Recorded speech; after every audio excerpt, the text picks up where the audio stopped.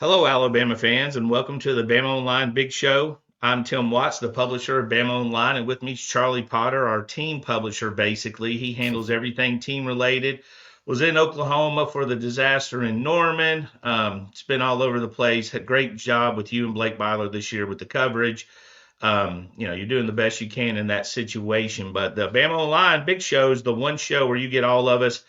Later on in the show, we'll have Andrew Bone, the recruiting editor. We'll have Joseph Hastings, who helps with the recruiting. So we'll touch on all the recruiting at the end. More towards the end of the show, Jimmy Stein will join us, give us his opinions on college football, college basketball, which is really ramping up. And right after Charlie, we'll bring in Blake Byler. We'll discuss some basketball and football. But thank you for being here. Charlie Potter, we don't need to talk about it too much. There's not a lot to talk about. But on a shock scale of 1 to 10, 10 being the worst, where were you on how that game went? Yeah, I mean, you got to be close to 10 because, Alabama went in a 14-point favorite. They had everything in front of them.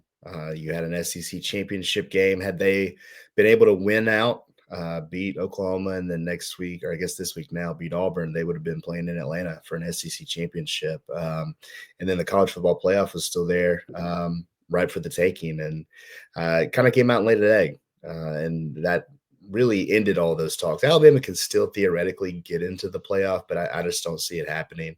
Yeah, the SEC championship game is completely off the table. Georgia clinched a spot with a loss, and then basically it comes down to Texas A&M and Texas this week. So disappointing. You could tell, after the game how disappointed that DeBoer and the players were, because I think they realized that they really squandered an opportunity. But yeah, I mean, we were talking about it before we hit record. It's just I've covered this team since 2013 as a student. It's the worst I've seen them look. And really the only comparison I have is maybe that game out in California, the national championship game against Clemson. But the key there is that was a national championship game. This is a game, while it was on the road, sure, I understand that completely. It's tough to win on the road in the SEC. This was a 5-5 Oklahoma team that had one SEC win. They were fighting for bowl eligibility. And it looked like a team that was fighting for a college football playoff spot the way it played against Alabama. They did a lot of good things defensively. Offensively, they really took a page out of Vanderbilt's playbook. And so, yeah, it was just it was a very rough Saturday for a lot of people involved. Jalen Milroe had his worst game in an Alabama uniform.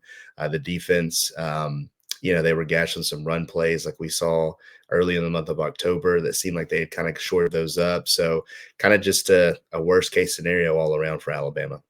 Yeah, I think and look, we get all the questions on the BOL roundtable. We don't have any answers more than you do. We certainly understand the questions, but how you come into that game with what, five wide receivers out, four offensive linemen out, you kind of know that's going to be, I think there's pretty windy in that stadium. I think I read 20 or 30-mile-an-hour winds, if that was correct.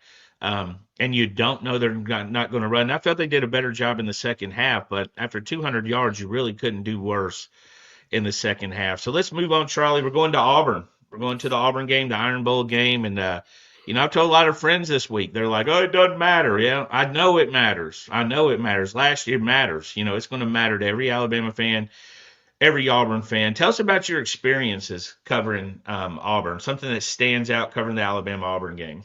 Well, you're right, though. It does matter. It matters to these players. It matters to these seniors. They've never lost to Auburn. They're going for 5 in a row. Guys like Malachi Moore, it means something. But yeah, it's a game that's always fun to cover. You really don't know what you're going to get. My first time in the press box, unfortunately, was 2013 as a student covering the Kick Six. We were very bright-eyed and bushy-tailed, excited about potentially going to California to cover a national championship, and then ended up on the field and watching some students punch Big Al in the face. So that was kind of the welcome to the rivalry as a reporter, because you grow up in the state, you watch it on TV. It's a big deal. It's a big deal when you're in elementary school and you have to pick the coloring sheets for Big Al or Aubie and things like that. So the importance of it, but covering it and getting kind of a front row seat, it's been a lot of fun. I'm thankful that this game is in Tuscaloosa because it always feels like every time you go down there to cover an Iron Bowl in Auburn that anything can happen. And I think coming off of last week's game, you got to feel better about it being in Bryant-Denny Stadium. Yeah, I mean, the last two games in Auburn, nightmare fuel. You know what I mean? So you're coming. I mean, two of the most absurd finishes The thing about the last two Iron Bowls in Auburn is that if they were movies, we wouldn't believe it. You and I are movie guys. We go, that's they're full of it. That is never going to happen. Especially Bryce. Yeah. Bryce's year, like that is absurd. I mean, to get that everything going down. But obviously Alabama, I think they'll still again small chance at college football playoffs. It's so much math, I can't even look at it. But we've seen a crazy year. I mean, we saw Ole Miss get ousted. Nobody really expected that. Um, we've seen a lot of teams struggle. We've seen a lot of things going on. But what do you look forward into this game? Now, later on in the week, we're going to have a Bama Online preview show with Charlie Potter, Jimmy Stein, and Blake Byler. So we won't get too in depth. That's a show that completely will preview the Alabama Auburn game. But just give me a thought going into this. And also, I want you to touch on Lawson, his injury, and what Bama will have to do to replace him.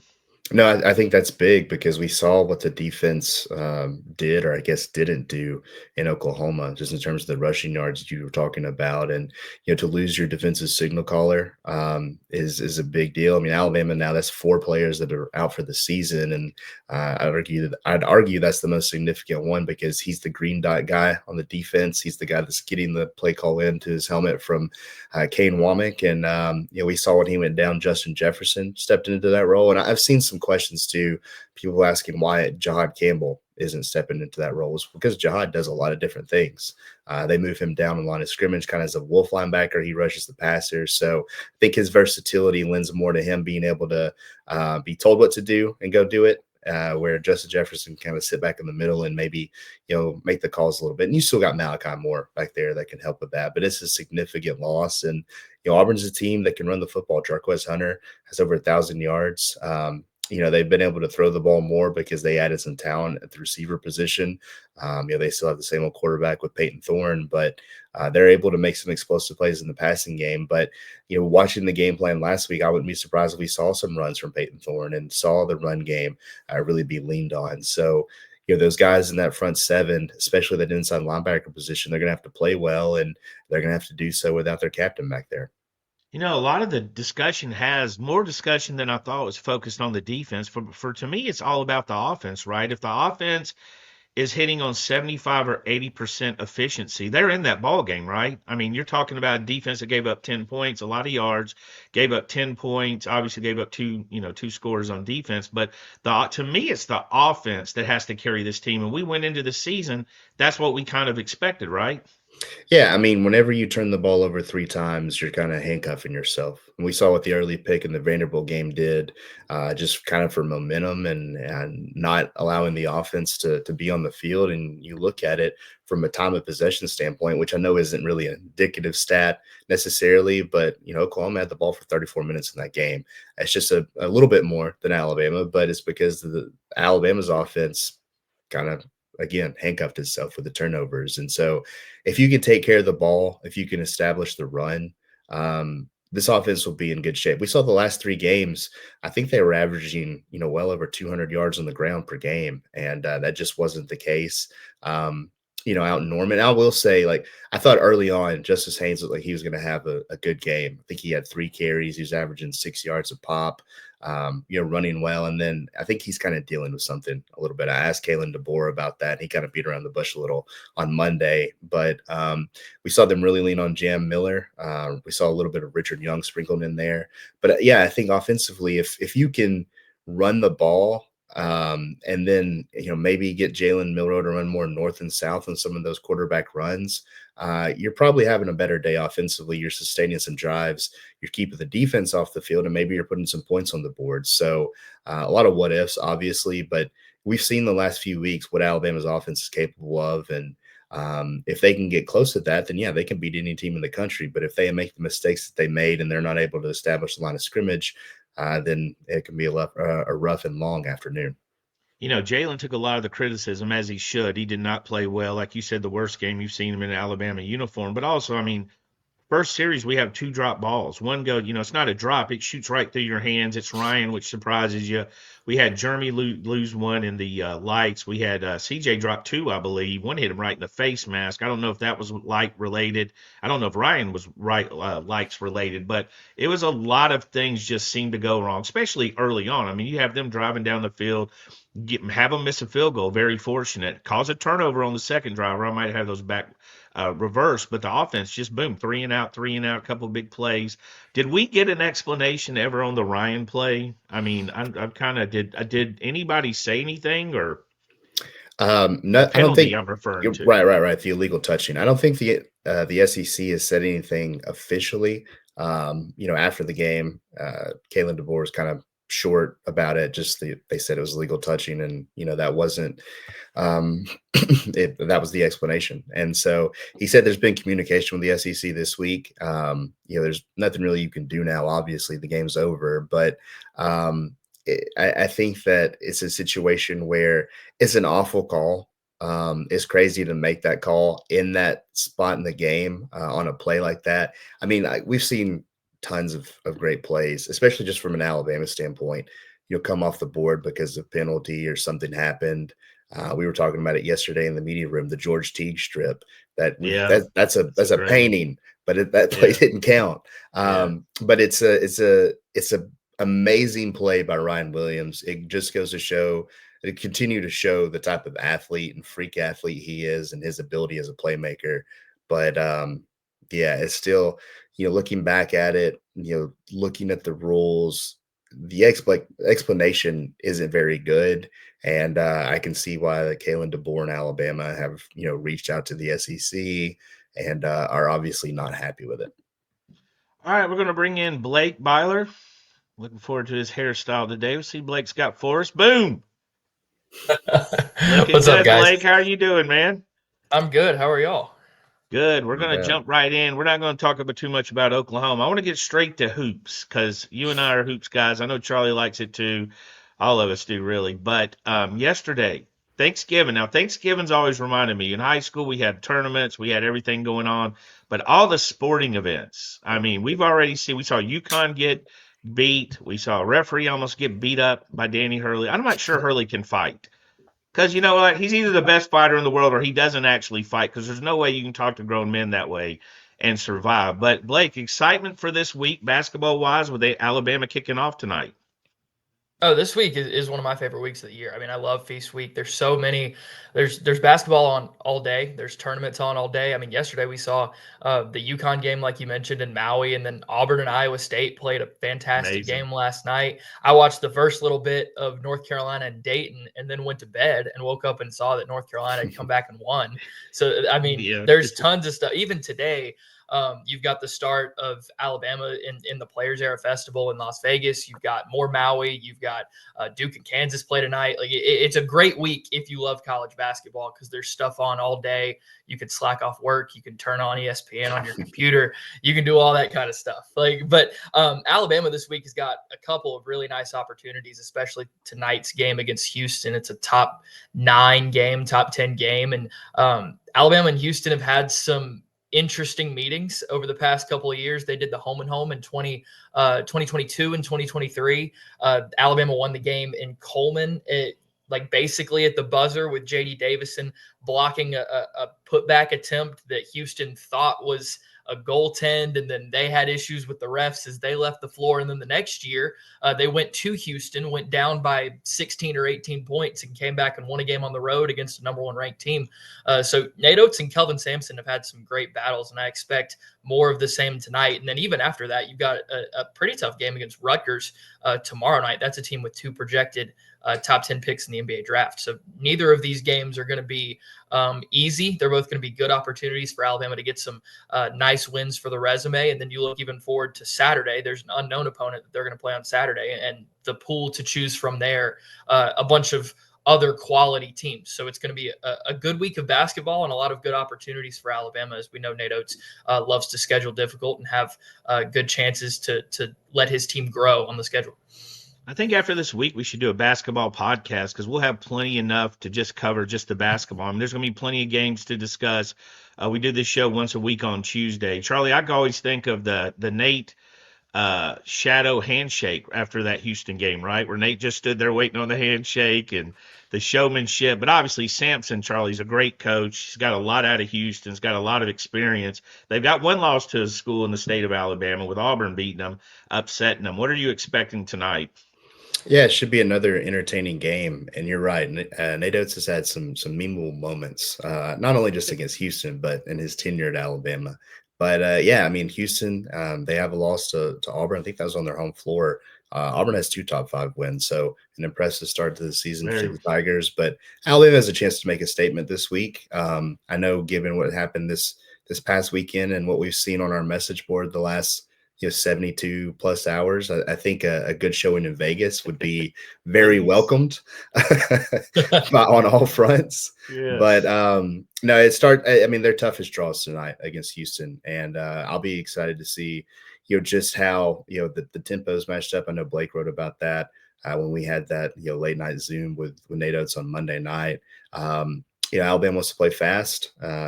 Houston not so much, and that'll be interesting to see how it matches up. Another thing that I'm interested in, I think we all are, is just kind of how Mark Sears bounces back. And Natos, I think he had some interesting comments talking about Mark on Monday about how just they've talked about this before the season, but his role is going to change. There might be nights where he's not scoring in double figures just because teams put a lot of attention on him.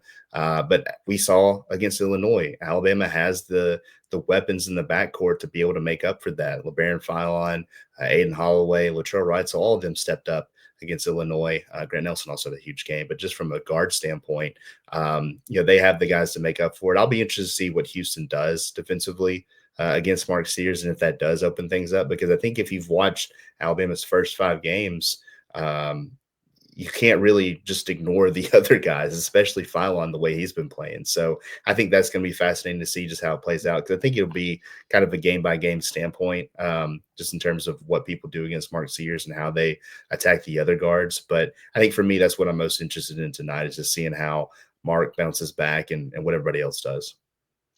Blake, let's talk a little bit about Illinois before we move on. I mean, Alabama, that's back-to-back games, I think, with 8 or less turnovers, which is pretty good for the pace they set. They score 100. Mark Sears doesn't score, which is on nobody's bingo card in the history of bingo cards. Nobody said they're going to score 100 without Mark. Yeah. Just Grant, Grant impressed me coming out so aggressive in that game and kind of setting the tone. Yeah, it was huge the way that he shot the ball kind of from the first possession onwards. And they weren't all just wide open shots. Like some of them, they were being contested. But I think when Nelson is able to shoot the three well, and he has so far this season, I think he's shooting 36 or 37% from three this season, way up from his 27% a year ago. That just opens up so much, because Alabama loves to play Nelson at the 4, sometimes play him at the 5. But whenever you have to respect that 3-point shot, that's going to pull a larger defender out of the lane, and just gaps and driving lanes open up so wide for guys like Mark Sears, for guys like LeBaron Philon, which we saw against Illinois. He got a ton of really good looks at the rim from defenses not being able to pack it in and not being able to leave Nelson out there to shoot. And then even for his own game, we saw, I think I posted this clip on Twitter. He shot faked after he had already hit 3 threes in the game. A big man comes flying at him, and Nelson's quick enough to get around him and go straight to the rim. And he's 6'11", 230. Like when he gets going downhill from the 3-point line, that's going to be a dunk or a layup every single time. So he's been really good to start this season. I think he's shown that he's a lot more comfortable in this system, having been here a year. And he's a guy that Alabama can rely on. He doesn't look as rusty as he did in the first game off that injury, and he really doesn't look near as uncomfortable as he did for a lot of last season when he was adjusting to playing high major basketball. So he's been a huge piece this season. I expect him to continue to be, and the way he's shooting the ball, it adds a lot to this offense. Charlie, Jaron Stevenson, speaking of pump fake drive to the basket, I think Jaron saw a little bit more success doing that against Illinois. He looked a little bit more comfortable. 3 still not falling, and I know you can, we're going to harp on that. But again, Noah Clowney was at 0 for 21 when he started. Obviously, a guy's doing very well in the NBA. Jaron might be pressing a little, but did you like what you saw from him as far as being aggressive going to the hoop? I think so. I think he has been more aggressive. It seems like he's more confident this season, and we've talked about it. Obviously, he's missed a lot from 3. He hasn't made one yet this season, and Nate Oates talked about it before Illinois game of how he hasn't had some great passes. And, we're sitting over there behind the basket, kind of looking through a sea of people there in Legacy Arena. And every time he would catch a three, we would kind of look at each other and some other guys on the beat, because it would be kind of hip high or, maybe a low pass. And we're like, Natos was onto something. So you kind of get it a little bit. Now, granted, maybe he should practice with bad passes because he's getting a lot of them, and maybe he can start knocking down some of those threes. But I do think that they're going to fall. And I think that the Jaren's a guy, you can tell he's improved as a player. And again, it goes back to what you were talking about, that aggressiveness, that confidence is there. And I think we could be in, not necessarily this week, but I think we could be in for a big Jaren Stevenson game here soon, especially going back to what we're talking about. If teams do lock in on Mark Sears, it's going to open things up for everybody. And maybe Jaren's a guy that's the beneficiary of that. Before we get out of here, Blake Byler, what must you eat on Thursday for Thanksgiving? What is the must eat? Don't say something like Taco Bell either. That's such a 20-something, although I would not judge you for it. No, that's a good question. My dad always deep fries a turkey on Thanksgiving, so I always look forward to that, and it's always really good. So that would be my answer. Charlie Potter, what about you? It's tough. I feel like sometimes the family throws a curveball because we travel up to Boaz for it, so you never know what you're going to get. But I will say, my wife makes some mean dressing, and I've said it. I'm not a huge just fan of dressing, but hers is good. And I'm the kind of guy though. I bring the canned cranberry sauce with it too, and I'm the only one that eats out of it. So, but that dressing, it's pretty elite. You can mess up some dressing. I have an aunt who has the largest chunks of celery in it. Oh, see, yeah, I'm like, that'll do it. like, that's like cut off the end of somebody's finger when you were cooking it. Well, guys, I want y'all to have a great Thanksgiving. We look forward to your coverage. Alabama fans, you can find them at BamaOnline.com. Outstanding coverage, win, lose, or draw. A lot of communication on the message board. We'd love to get in there and mix it up. And these two guys are two of the best in the business. Happy Thanksgiving, boys, and we'll see you next week. See you, Tim. Thanks. And welcome in Andrew, who's always too close to the screen. I don't know why you wear a hat. We can't see the hat. You want to see it? Yeah, I want to see the hat. You look like you're half dead. The plain black hat. The plain black hat. I mean, it's like he's a bad guy in a Western. I always thought there was a logo till you scooted back. Welcome to the show. There it is. Andrew's hip. He's a lot younger than me and Jimmy. Welcome to the show, Andrew Bone, our recruiting editor, also dips his toe in and does some team.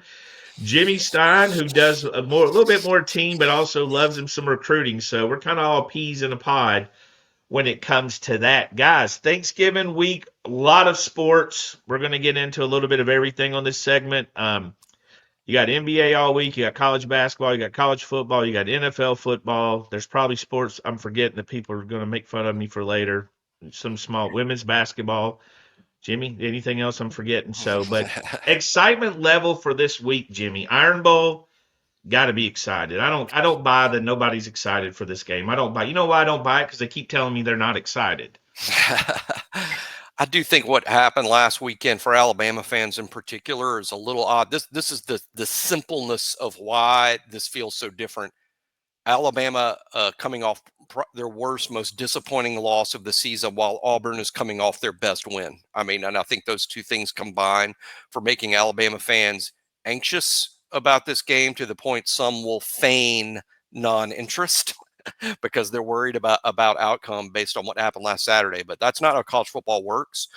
One of the reasons I'm going to be optimistic about Alabama's performance this weekend, guys, is Alabama has bounced back from disappointment this season. Oklahoma wasn't the first disappointment. There have been others, and Alabama's generally bounced back pretty strong after the others, and I suspect Alabama's going to bounce back again. Auburn hasn't been really good on the road. They did beat Kentucky on the road, who has a losing record, but Alabama's been good at home, beating 3 ranked teams at Bryant-Denny. So I'm optimistic about what happened Saturday, but it's going to take a bounce back. Alabama can't play like it did last weekend and win.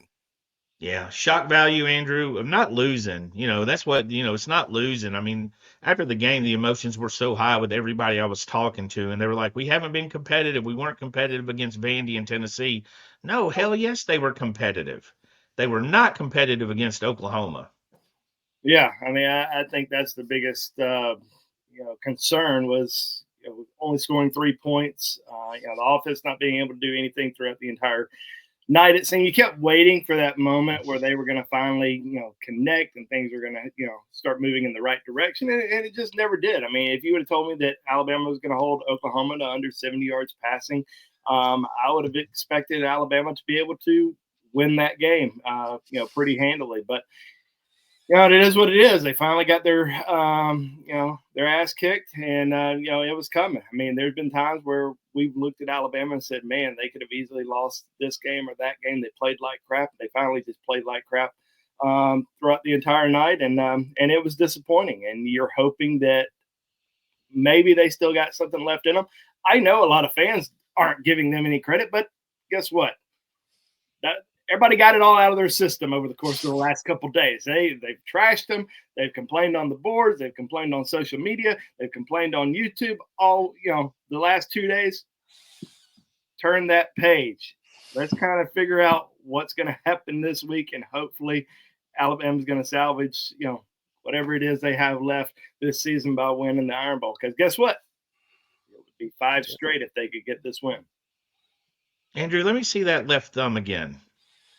What just happened there? Is that what is one of his kids bit him? One of his kids bit him. I'm going with that. That looks like an old man paper cut, and he just stole one of his kids' band-aids. Is what it looks like. What in the heck is going on? I checked my finger a little bit this morning, feeding my daughter, and I grabbed the first thing that I saw, which was a PJ Masks Band-Aid. So those baby spoons are really sharp, Andrew. I see how you can cut your finger feeding your infant daughter. Anyways, football crazy. Any given Saturday, it was Alabama's turn Saturday, Ole Miss turn Saturday. The ups and downs of this football season been amazing. For me, the Alabama game was simply, I told both of y'all, if Alabama couldn't beat Oklahoma in this situation, they're not a playoff team. I didn't think so. So that's kind of where I'm at. I'm not going to do the math to get there. I'll wait for Jimmy to tell me Saturday night or Sunday morning what the chances are after starting tonight with the big reveal. But obviously, basketball, Nate Oats is heading in there this week. Got a trip to Vegas that starts tonight, right in Andrew's poor wheelhouse where he's putting kids down to sleep. But it's a 7 p.m. tip. The excitement from yesterday for hoops, and we'll go back to football in a minute, but UConn getting upset, North Carolina taken to the wire, Iowa State, Auburn beating Iowa State. A lot of those teams were up 18-plus points. In fact, all three were. UConn held on to win, but Auburn walked down Iowa State, and North Carolina walked down Anthony Grant and Dayton, who looked good last night. So I think we're going to up for a big week of sports, plus an NFL slate on Thursday, Jimmy. Yeah, I'm always excited about NFL, particularly for me. I love NFL. I pay attention to it all year, watch it all the time. But for me, once the college regular season is over is when I really dive into what's going on in the NFL and eat up all of it. So this is getting to be the real NFL time of the year for me. But getting back to one thing you were just saying about college basketball that makes sense. I think all year on this show, we've talked about how there might be more parity in college football, and we attribute that to the transfer portal and NIL as to basically creating a more even playing field in terms of so many of the elite teams are losing depth to the portal, and those guys become starters for other teams. And now everybody's sort of just a little bit more of a level playing field. It only makes sense to me that if that's going on in football, it's definitely going on in basketball, because in basketball, there's even fewer players, but just as many guys percentage wise in the portal and NIL in basketball too. So if there's greater parity in college football due to the portal and NIL, then there's greater parity in college basketball. I think it's going to be more difficult to completely dominate or go 30-0 or 28-2. A lot of good teams out there. You just get on a heater in hoops. That's just something where somebody, heat check, they can't miss. You can have one guy. You can have one guy. You can ride that one guy. Going back to Never Nervous Purvis with Louisville on a good team, but carry him. Carmelo Anthony. There's been guys that carried a team. But the one thing you are definitely right about is how quick you could flip a roster. Look at Nate Oats. Was it 8 new guys or it's 7 on this team? 8. 8 new guys on this team. Last year, a heavy flip load. You can do that. Kentucky, I don't think Mark Pope, did he have it? I think he was out of players at one point, right? He was literally, Mark Pope was literally in a locker room, and he was the Will Smith gif looking around at the Fresh Prince of Bel-Air. Andrew Bone, football this week. Tell us about what you're excited to see. Obviously, the Iron Bowl is there. You got NFL on Thursday. You got a lot of college starting on Friday and some games that still matter a good bit. Yeah, I think on Friday you got some playoff implications. You're going to be watching Oregon State at Boise. I don't see Oregon State winning that game, but who knows? That's going to be a tough. There's a lot of pressure on Boise to win that game. And Oregon's had, they just came off a win against Washington State. You've got the Georgia game. It's going to be kind of. I don't think any of us think that Georgia Tech's going to walk into Athens and beat Kirby Smart and the Bulldogs this week. But maybe it's a close game going into the fourth quarter. And then I think the one that might be the most intriguing will be that Tennessee at Vanderbilt game. Probably be a lot more Tennessee fans there than Vandy fans, like we saw earlier this season when Alabama went. But those are some games that we're going to be watching pretty closely. Clemson at South Carolina, Arizona State at Arizona. There's a lot of chaos that could still potentially happen, but the most important game, obviously, no matter what, is the Iron Bowl. And, Alabama's going to have to win that game. They're going to have to win the game, maybe convincingly. But, nothing matters unless Alabama goes in there and wins the game against Auburn. Jimmy, I'm pretty excited about Texas A&M. There's a lot of hostility when Texas A&M. Tech left and came to the SEC. Texas called them cowards, basically called them yellow. So you got that happening, which I think is going to be a pretty important game with playoff implications. But you've also got games like Andrew said, Vanderbilt, which I'm looking forward to seeing. Look, I'm going to tell you, they did a great job. That's a very competitive team, but the lack of depth is really showing this late in the year for Vanderbilt. They were fist fighting LSU. They just don't seem to have that extra little bit. Jimmy, what game stands out to you that you're looking forward to seeing? I'm trying not, but no, seriously, I'm trying not to pay attention to this game because I'm trying to tell myself that I don't care and all I really care about is the Iron Bowl and I don't care about the playoff. But yeah, I'll be paying attention to Cal at SMU. Believe it or not, I think that might have more of an impact on Alabama's playoff chances. Well, obviously Auburn. Alabama's got to beat Auburn. But Cal upsetting SMU, which is possible, but unlikely, but possible. If SMU loses, it becomes very difficult to rank SMU, whose schedule ranks in the 80s, ahead of a 3-loss Alabama, a 3-loss South Carolina, or a 3-loss Ole Miss. It's not just Alabama. It's how do you rank SMU with a loss to Cal ahead of those 3-loss SEC teams? So Cal SMU may be low key the game of the weekend for Alabama fans that still have one eye on the playoff. I found it interesting that Brett Key, Alabama former coach, Brent Key, said he hates nothing, and I'm probably paraphrasing, as much as he hates Georgia.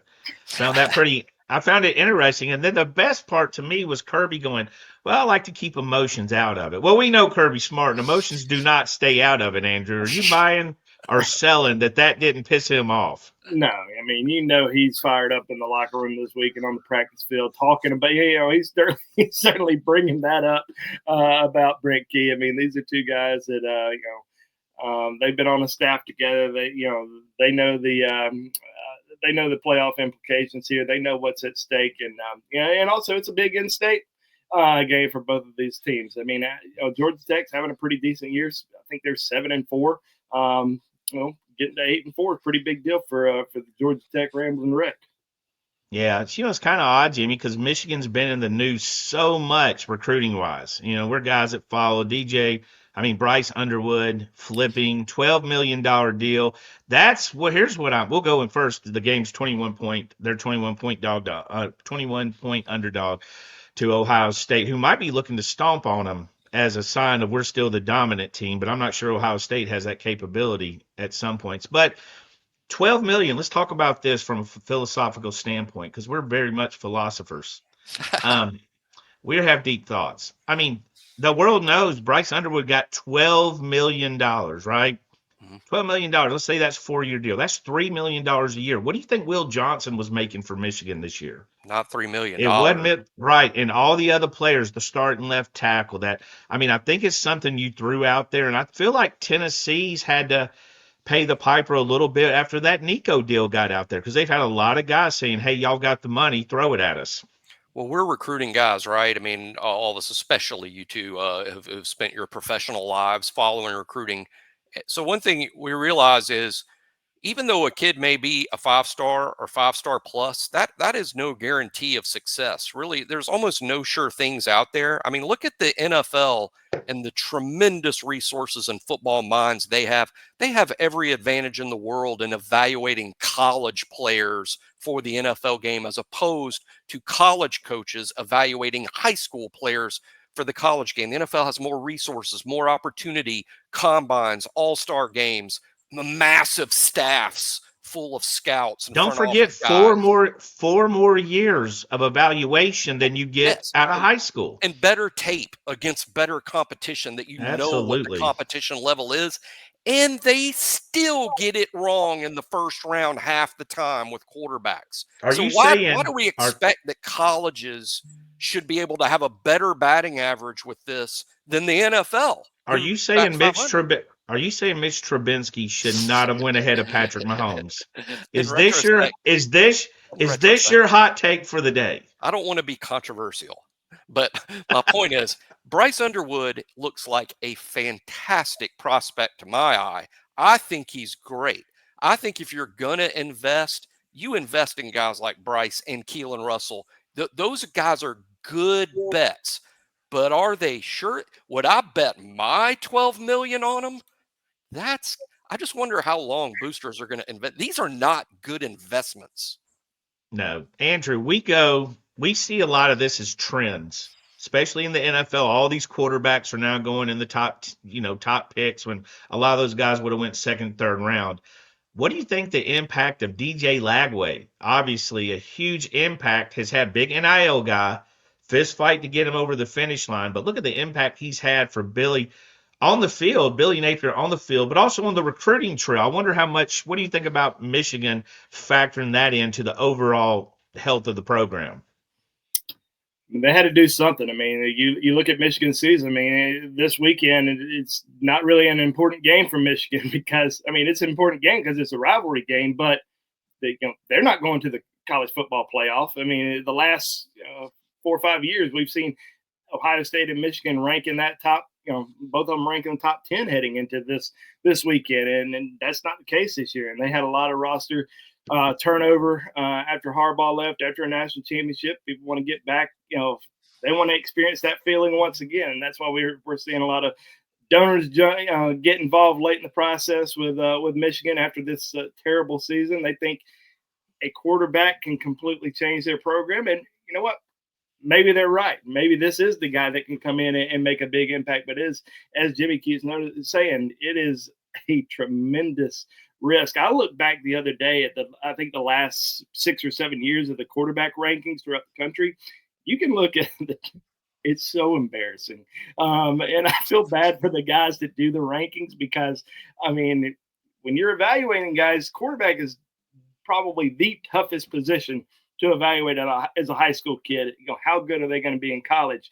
You look back, I mean, it is probably less than 10% of the quarterbacks that ranked in the top 10 over the course of the last 10 years that actually turned out to be elite players at the college level. So we'll see what happens with Bryce Underwood. But talking to different people, I mean, he's pretty damn good. But so is Keelan Russell, and I think Alabama's getting for a pretty good discount.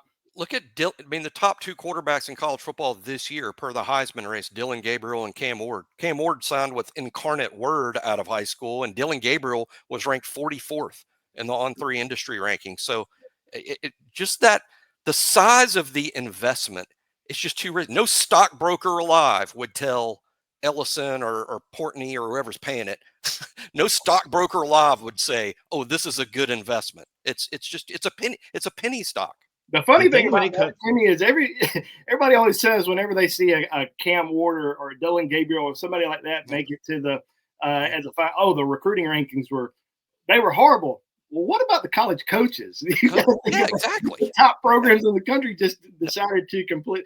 College coaches aren't looking at recruiting rankings when they're evaluating high school recruits. They might look at it, but they're not offering kids based on that. So college coaches are missing them just as much as NFL GMs are missing them in the first round.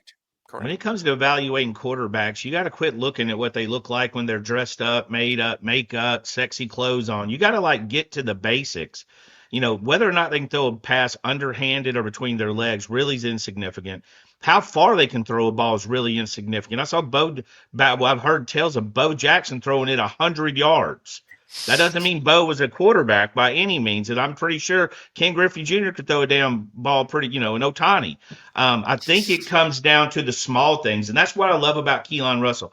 All the off-field stuff, including that Elite 11 with people we trust, said that he got in front of that eraser board and did really well. Because a lot of it physically, a lot of guys physically meet the match of an NFL quarterback. A lot of them. But between the ears, not really so much. Before we get out of here, Jimmy Stein, what's the one thing on Thanksgiving you got to have? If it's two, because you're hard, you have trouble with the one item list. If it's two, I'm going to allow you, because it's Thanksgiving, to give us more than one. I'll limit it to one. Some sweet potato type thing, like just sweet potato casserole type thing, Nice. or just sweet potatoes. Yeah, that feels like Thanksgiving to me. Very nice. Andrew Bone? Growing up in my household, my mother did not cook at all. Boy, you don't have to throw her under the bus like this. I love my mother. I'm going to send this to her. She did not cook at all, but there were two things that she always cooked, and it was always on Thanksgiving. It was sweet potato casserole and potato salad. It was her mom's sweet potato casserole recipe. It is phenomenal. She makes it every single year. It is, she may not make anything else, but she makes two things absolutely perfect for. Why is mom catching all these strays? It is Thanksgiving. She gave birth to you, and you got a big head. I literally just called two dishes he makes absolutely. What are you eating for? What are you eating for Thanksgiving, Tim? I tell you, I love the giblet dressing and gravy. The giblet dressing, the dressing and giblet gravy are perfect for me. I like the turkey right when it comes out, but it gets dry for me pretty quick. Yeah. We eat Mexican Thursday night, just for the record. I think there's a reason that turkey is sort of a once or twice a year thing and not an every Tuesday thing. Yeah. Well, Jimmy Stein, y'all will see Jimmy Stein at BamaOnLine on the round table. He's writes stories. He's got opinions on the BOL message board. Also, later in the week, we'll have a preview for the Iron Bowl. Charlie Potter, Blake Byler will join Jimmy Stein. It is 100% breaking down the game and the expectations for it. But Jimmy Stein, have a great Thanksgiving. Enjoy sports this week. Hey, you too, guys. All right, see you, Jimmy. See you. And we're welcoming in a guy who's eating Popeye's chicken, which I'm not judging. He thinks that's turkey. That's not turkey, Popeye's chicken. Joseph Hastings, how are you doing? I'm doing good, and I'll wait to say what my Thanksgiving menu is going to consist of. Tell us now. We've got everybody else's. I want to hear yours before we forget. Got some Jamaican beef patties on the menu. Got some oxtail. Yeah, we're going to have some Jamaican cuisine there, and I'm looking forward to some potato salad. My auntie cooks up a mean potato salad. So I'm looking forward to it. I can't wait. See how nice he was to his auntie, Andrew? Andrew's like, my mom don't cook anything, but she cooks potato salad. I'm like, wait. Not a lot. Hey, well, if she crushes those two, she drops the mic. I talked her up. Those dishes are so good they last 364 days. Never forget that. Yeah. All right, we're at recruiting, boys. We got us a late night Alabama flip prediction. Jace Clarizio, Andrew Bone, we'll start with you. Pick to flip. Now, Bama wanted a second running back, right, in this class to go with A.K. Deer, who to me might be the best in the country. Yeah, A.K. Deer is pretty great at Equipment High School in Mississippi. Committed in August, and when he committed in August, it kind of – I wouldn't say it pushed Anthony Rogers out, but it kind of, Anthony Rogers started looking around a lot harder after that A.K. Deer flip. And I think the writing was kind of on the wall for the last few months, and we saw Anthony Rogers decommit a few weeks ago. Alabama's been looking for another running back for a while, and it just didn't just start 2 weeks ago. It started over the course, pretty much since August. They were still looking for an additional back to pair up with AK Deer, and Jace Clarizio, who we all predicted for Alabama this last night, visited Alabama a couple weekends ago. Took an official visit, had a great trip. A guy who's 5'11", 195 pounds, had a great senior season. It ended this past week in the semifinals of the state playoffs. Had over 1,600 yards rushing, 29 rushing touchdowns. But this is a guy that is a Michigan State legacy from East Lansing, Michigan, and I think that Alabama has really turned up the heat there after evaluating his senior film. Really like him, and I think we like Alabama's position with him pretty strongly. Yep. Joseph, the one thing, there's been a lot of talk about Anthony Rogers, but I mean, we're not sure he's a toe-to-mail running back at the next level, right? He's had 200 and something yards the last I checked this year rushing. Last year at IMG was probably in that same range, right? Less than 300, is that right? So we got a guy that is a little bit of a slot receiver, special teams guy. Nothing against that, but Alabama wanted a running back between the tackles, a guy that could develop, come along slowly. And we got a question about this on the BOL roundtable after we made that prediction for Jace Clarizio, talking about the differences between him and Turbo. And you start from the measurables standpoint.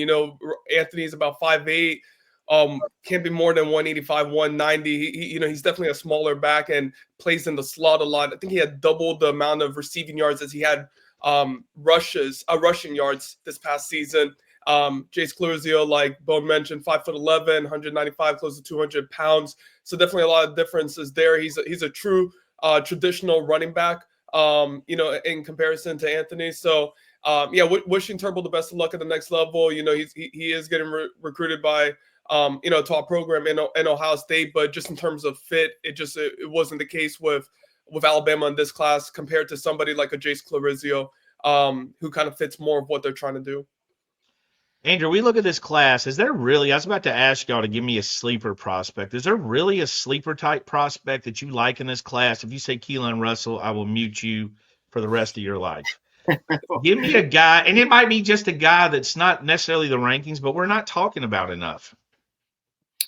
Kevontae Henry. I think that's a guy Very that nice. a lot of people don't talk about.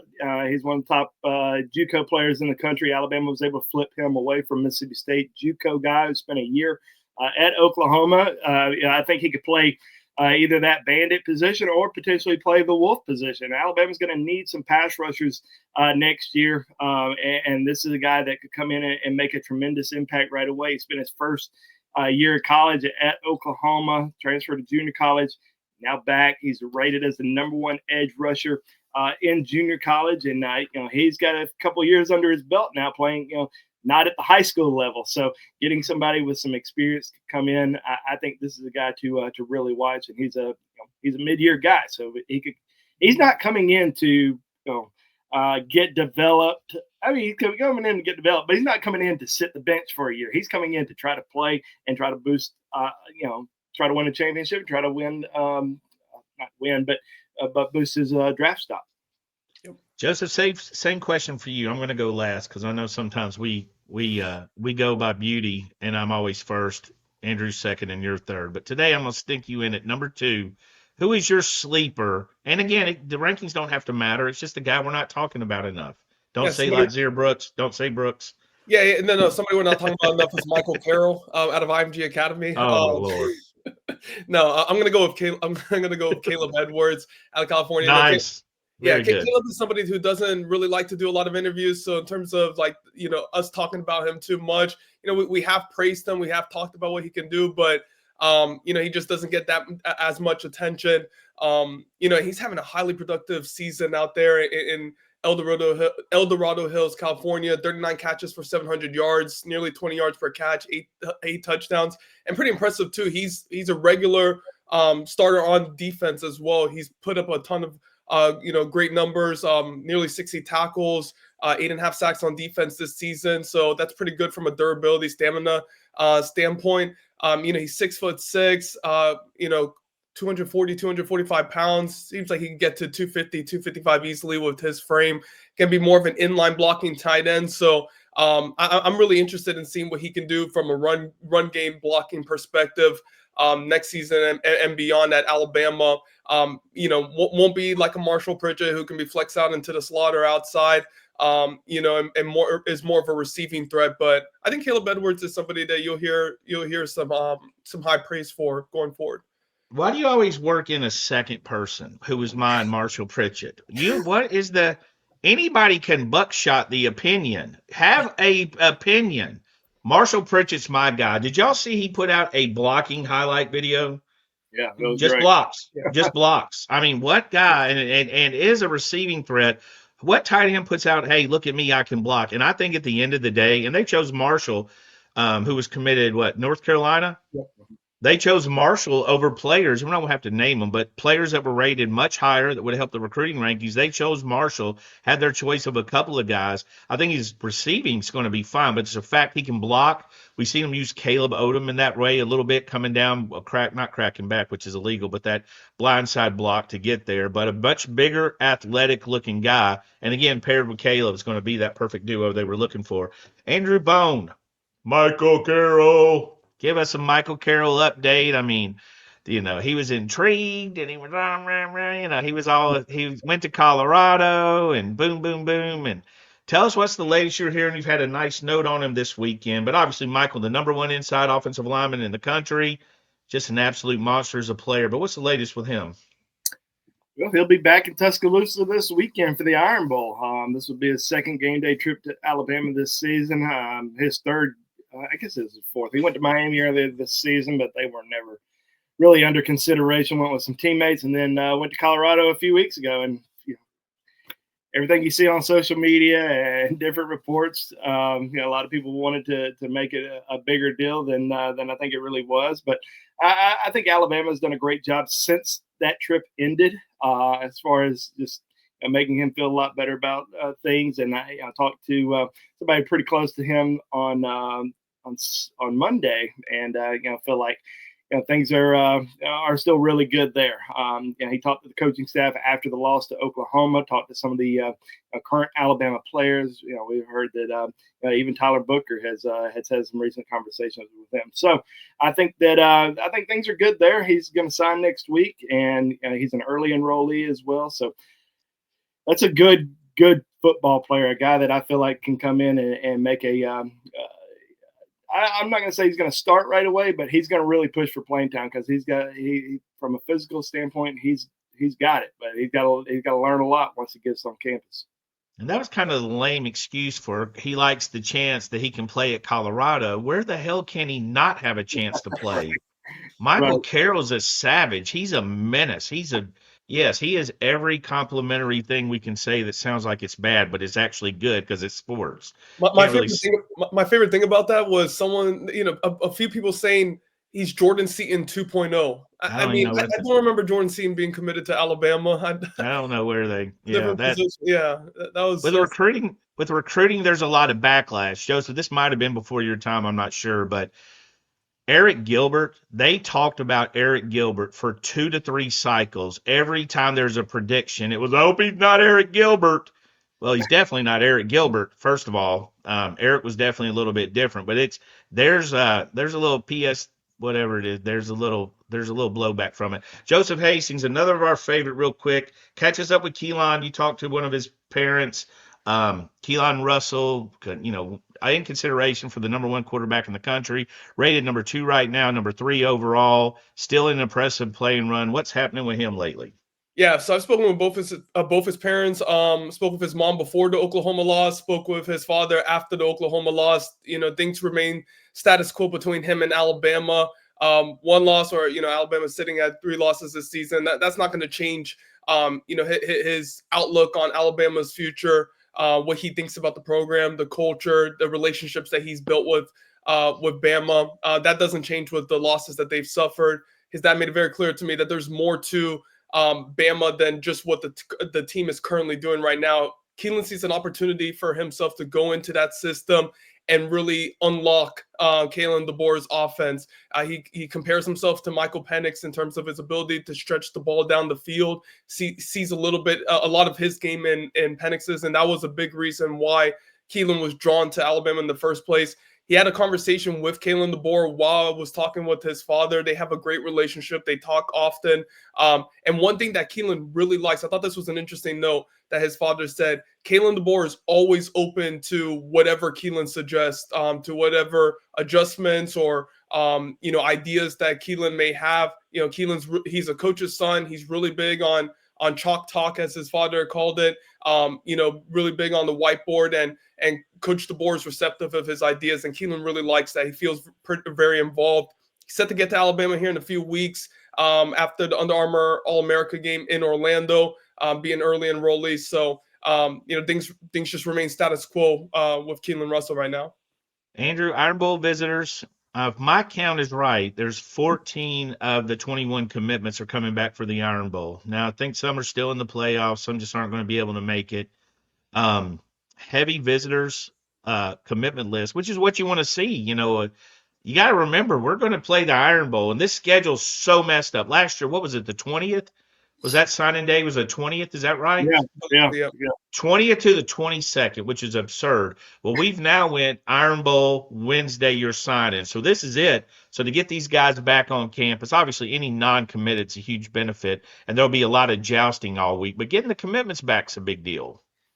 Yeah, I think it's good that Alabama does have a road game this weekend, so you don't see most of those, or not most, but a few of those commitments taking some last-minute trips. So, the ones that are available to get out and go see some places are getting back to Tuscaloosa this weekend. I think, as we mentioned earlier, getting Mike Carroll back on campus, Jackson Lloyd and A.K. Deere, Justin Hill coming down from Ohio. I think those are all good visitors to have on campus, because a lot of these guys are going to be teammates next month. I mean, a lot of these guys are enrolling early. We've got a story who all is enrolling early on BOL, but I think that getting these guys back around the program, back around these coaches, going to make them feel a lot more comfortable. Come next Wednesday when they're all signing. Joseph, a lot of sports this week, right? A lot of sports. I love it. Y'all know me. I'm up watching North Carolina. I faded with 5 minutes left to go. I had to get up and watch it this morning. I couldn't do it. I had to avoid Twitter and everything else. But what time so did much that game, sports. What time did that game in? Because you text me at after midnight asking me what I was up to. I knew you were asleep. I was going to make you watch it with me. We were about to FaceTime and finish that Carolina game. I needed motivation. I drifted off at some point. I did come back and watch the 5 minutes, but everything's happening this week. Joseph's Cowboys play Thursday. They're on a heater. The playoff run has started. They upset the Commanders. They are favored against the Giants. Joseph, is this Dallas miraculous run they're about to be on going to happen? I mean, you got the Giants, you got Cincinnati at home, you got Carolina on the road, you got Tampa Bay at home. I mean, I'm not saying it's going to happen, but you got the Ron Bland back. You got Trevon. Hopefully Trevon will be back soon. So you're saying it's going to happen? Is that what you heard, Andrew? They're definitely going to the Super Bowl. Oh man, we got a shot. We got a shot. Giants. Man. I mean, that has got to be the worst game of the entire week that everyone's going to have to watch. Yeah. That's what I call 3:00 on Thursday, nap time. So you eat your turkey. Take a nap, then you get a chance to watch some actual football on, with the Packers and the and the Dolphins on Thursday night. And I'm going to watch. I was not expecting that, but he eviscerated the Cowboys. I was just seeing. Joseph always tells me he's not getting excited. I just want to see if I can make him get back into believer, which I successfully did. Yeah. But again, a 4-point favorite. But I'm looking forward. I love the first game of the day because that's kind of when everybody's settling in. It's also where I can ditch, I need to go check on something and watch the game and get out of some chore I've got to do. But listen, you guys, we appreciate you, everyone, for being here. We hope y'all have a great Thanksgiving. Roll Tide, win that Iron Bowl, finish off a class, maybe get everybody in a little bit better spirits. To see how this thing plays out. But Andrew, happy Thanksgiving to you and yours. I'm sure we'll talk next Tuesday. But if you want to tell everything, I'm your mentor. I mean, you need my advice. Yeah, Andrew. Yeah, I mean, hey, listen, we got 8 days until the early signing period. A lot can, happen over the course of the. Don't say that. Oh my, woo, Joe. Woo. Yeah, I know. I mean, Oh, true. no. I mean, there's still recruitments to watch. So He tried catching himself. You during that. got to come to the site for some reason. If there's nothing to watch, why would you even go to? Come for the good news. So come check us out. We're gonna have a lot of coverage. Iron Bowl, basketball coverage. You've got a lot going on the on the message board. Everybody talking about their turkey recipes. So come check us out. They are. And happy Thanksgiving to everyone who watches us each week.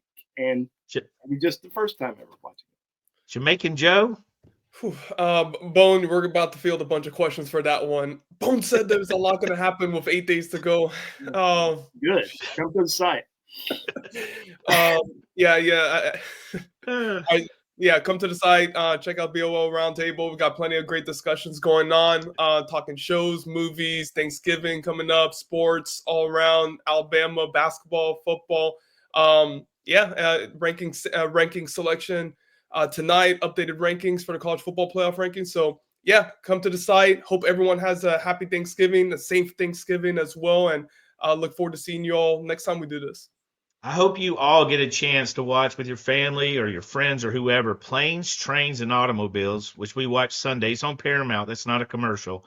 Oh. But I'm great at commercials, aren't I, Andrew? But that's a great movie. I love it. It's a Thanksgiving movie. It's really a dudes type family movie. But happy Thanksgiving to everybody, and we'll see you next Tuesday.